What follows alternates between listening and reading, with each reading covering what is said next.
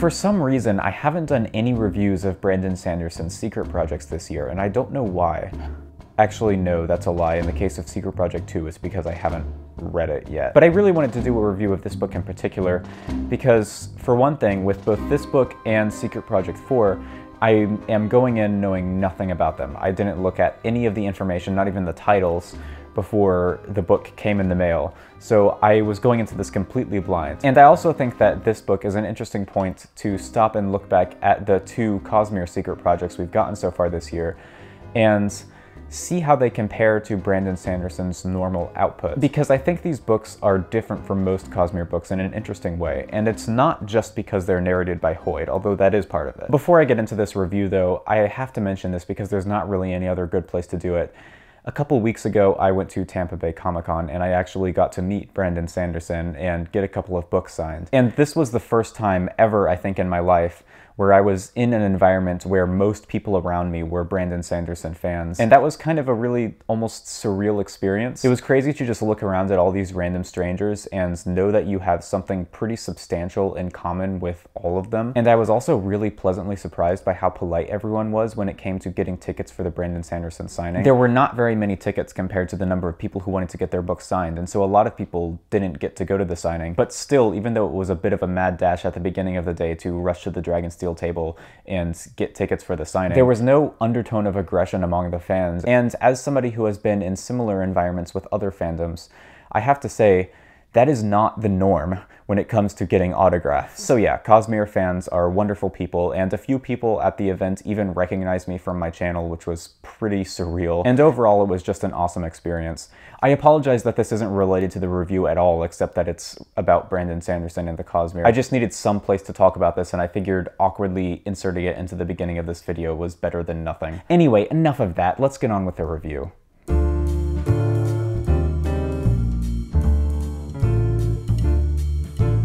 So for those who were not aware, Brandon Sanderson wrote the secret projects in secret, as their name implies. The only person who knew he was writing these books was his wife, and he has said multiple times that he originally wrote them as a gift to his wife. I think this background context is actually really important for understanding these books, because in a lot of ways, both Tress of the Emerald Sea and Yumi and the Nightmare Painter feel like Sanderson at his most pure, so to speak. It feels like he's purposefully distancing himself in these books from the constraints that have sort of guided his career for a little while now, and is instead trying to write something a lot more personal and less focused on furthering the broader story of the Cosmere, as is so important in the Mistborn and Stormlight books. One thing that I think is especially interesting is that Sanderson himself has said that the only reason he's publishing these novels in the first place is because his wife encouraged him to, and if she hadn't done that, he might not have published them ever. That's a little bit hard to believe, but then again, this man is a writing machine. So for all I know, it is totally possible that he has a whole bunch of other books that he just wrote for fun at some point in his life and that he never intends to publish ever or tell anybody about. But either way, Sanderson has said that these books, and especially Yumi and the Nightmare Painter, which he has said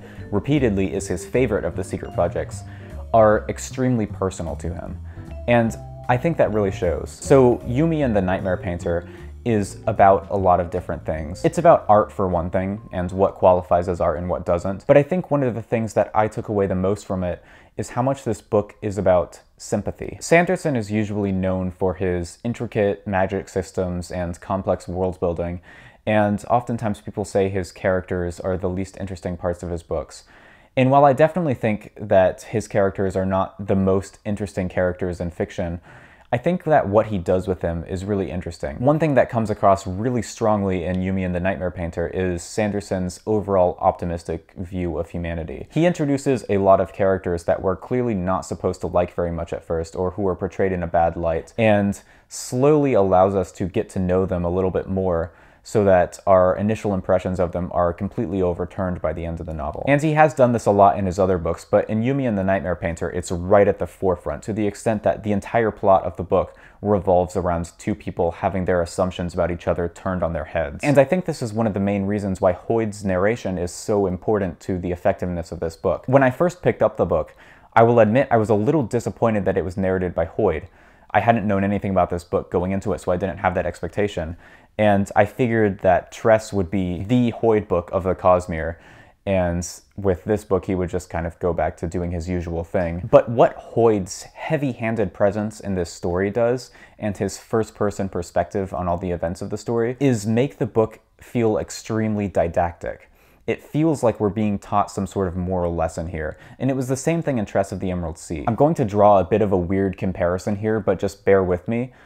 Both this book and Tress of the Emerald Sea, in a weird way, reminded me of the works of George Eliot. That's a bit of an unfair comparison, of course, because George Eliot is considered one of the best novelists in the English language, and I don't think that the quality of Sanderson's writing necessarily stacks up to hers at an objective level. But in the same way, as this book itself points out, the objective quality of a work of art is not always so important as the subjective effect it has on you. And I think that what Yumi and the Nightmare Painter is trying to do is pretty similar to what Eliot does in a lot of her books. Eliot's books are often also characterized by this heavy-handed didactic narration style, where she tells the reader exactly what to think about any given thing happening in the book at any time, and even anticipates the reader's objections before they have them. There are many passages in her books that are designed to make readers sympathize with characters who they wouldn't normally sympathize with. She frequently says things like, "We mustn't judge this character too harshly," as if she's trying to correct our judgmentalism and make us more sympathetic people. Hoid does very much the same thing. He's always done that in all of the Cosmere books. And in this book in particular, it seems like he's taking this strange case of Yumi and Painter and trying to use it as a lesson in not judging people by their appearances. A perfect example of this is the character of Tojin in this book. Without getting into any big spoilers, this character is at first portrayed as this big, burly, kind of stereotypically masculine man. But as you get to know him a little bit more over the course of the book, he is, as Hoid describes him, a nerd when it comes to things like muscle building and weightlifting. And he has this vulnerability to him that is completely at odds with the way that people perceive him, even though that vulnerability stems in a lot of ways from the fact that he wants people to perceive him as big and strong and manly. It's pretty obvious to me that what Sanderson is trying to do with this character is show how everybody is sort of nerdy in their own way, how everybody has their own unique interests. And at the end of the day, most people really are quite vulnerable at their core. And so I really liked that. I liked the optimism of this book. And by the way, Tojin is a very small character in this book. Like, this is just one example of the many in this book and Tress of the Emerald Sea of this sort of thing happening. So I'm talking a lot about the themes in this book.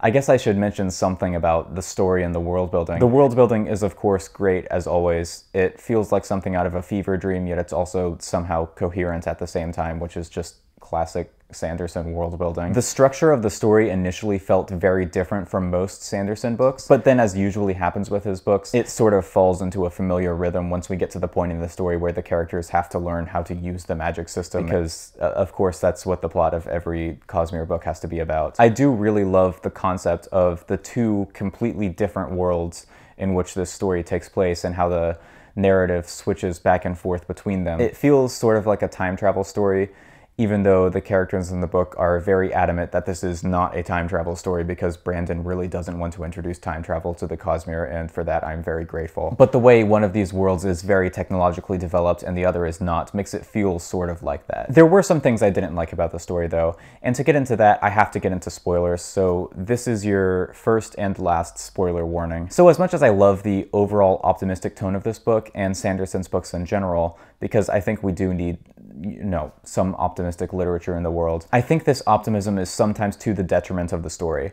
And there are a couple of things in this book where I was like, yeah, Brandon, I kind of wish you had just committed to making this a little darker, because it would have brought about a little bit more pathos in the ending, so to speak. If you've read the book, you probably know one of the things I'm talking about here, which is the fact that everything in the book builds up to this ending where Yumi has to sacrifice herself to save the world and the other Yokihijo. And then Brandon just kind of walks back on that in the very last chapter of the book with this epilogue that feels somewhat rushed and gives Yumi and Painter the happy ending that, you know, we all wanted them to have, but which realistically shouldn't necessarily have happened in this story. I thought that was a little disappointing. I feel like the story would have been more challenging and effective in its themes if they just hadn't gotten that happy ending. And I understand that there is sort of an explanation for why Yumi would have been able to survive what she did, because she's so heavily invested and her soul lingers in the cognitive realm for a long time after death. But this book doesn't really explain any of that,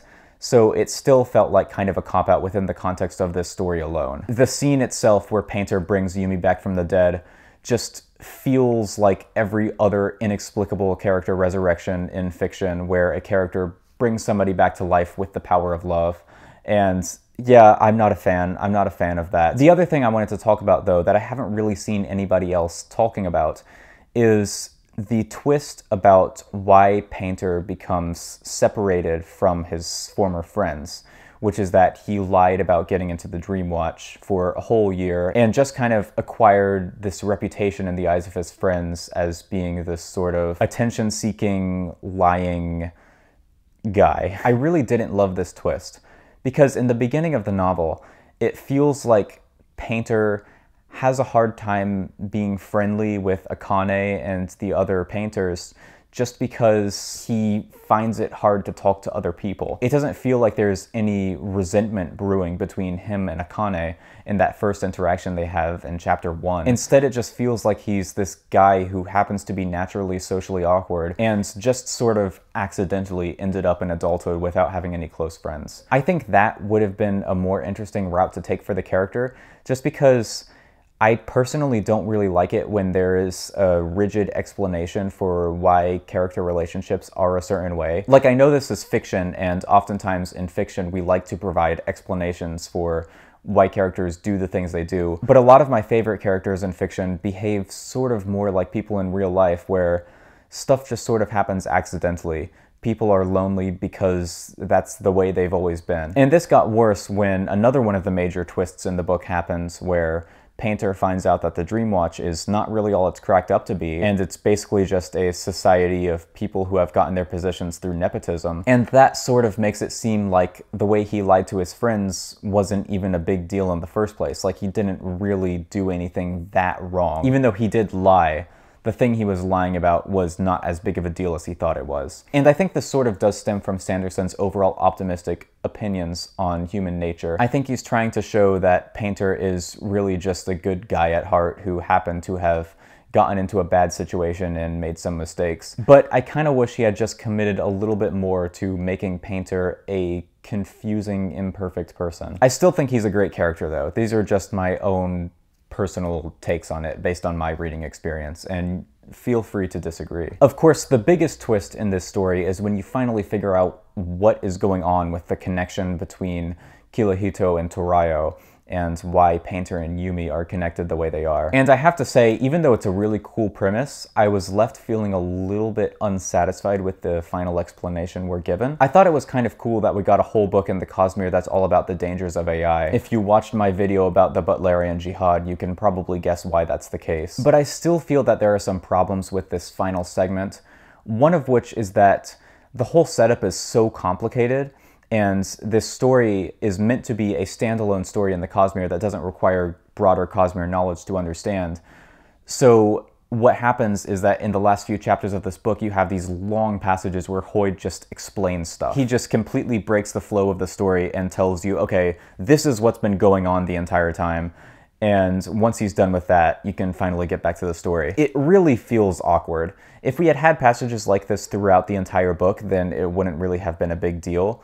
But having this massive info dump just in the very last pages of the book really interrupted the flow of the story, and I wasn't a big fan of it, even though I like having the Cosmere mechanics explained to me because I'm a Cosmere nerd, in case you couldn't tell by now. I feel like for this book in particular, it wasn't inserted very well, and it was just awkward. I also think that there were some things that weren't really explained very well, like, why was the machine able to suck the souls away of everybody in the kingdom of Torayo from a distance, but not able to suck away the souls from the nomads, who eventually became the people of Kirihito? It seems like there's this sort of arbitrary limit on the machine's powers, and I don't understand why this insanely powerful device that can already suck people's souls away at a distance wouldn't just be able to, I don't know, kill everyone on the planet. And then I also didn't understand why Hoyd is so insistent on this idea that